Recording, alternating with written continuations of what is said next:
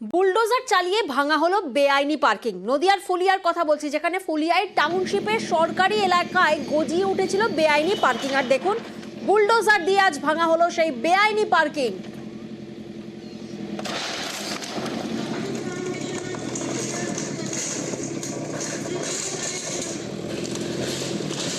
নদিয়া ফুলিয়া টাউনশিপের ছবি আপনারা দেখছেন, যেখানে সরকারি এলাকায় গজিয়ে উঠেছিল বেআইনি পার্কিং। আর সেই বেআইনি পার্কিং বুলডোজার দিয়ে ভেঙে দেওয়া হয়, গুড়িয়ে দেওয়া হয়। শান্তিপুর পঞ্চায়েত সমিতির উদ্যোগে করা হয় বেআইনি পার্কিং, বুলডোজার চালিয়ে ভাঙা হয়। রঞ্জিত এই মুহূর্তে আমাদের সঙ্গে রয়েছেন, রঞ্জিতের থেকে একটু জানবো। রঞ্জিত, কতদিন ধরে ছিল এই বেআইনি পার্কিং?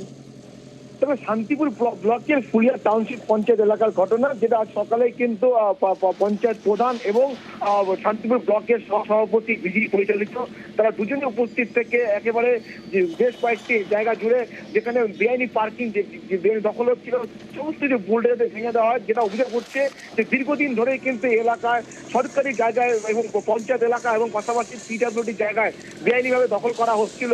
এর আগেও দখল করা হয়েছে, সেগুলো যেহেতু কোনো ব্যবসা করে খাচ্ছে সেক্ষেত্রে তারা কোনো নোটিশ করেনি। তবে যারা নতুন করে দখল করার চেষ্টা করছিলেন প্রত্যেককে নোটিশ করা হয়েছিল পঞ্চায়েতের পক্ষ থেকে। সেই নোটিশের 1 মাস পার হয়ে পরেও কিন্তু তারা কোনো ব্যবস্থা নেয়নি।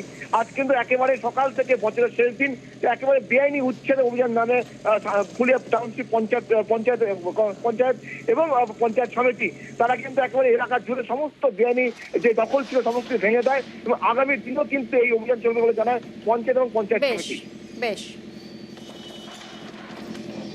কিছু ব্যক্তি জায়গা দখল করে গাড়ি পার্কিং করছে, গাড়ি রাখছে, ওখানে আড্ডা মারার জায়গা করছে, এইসব জায়গাগুলো আমরা সব ভেঙে দিলাম।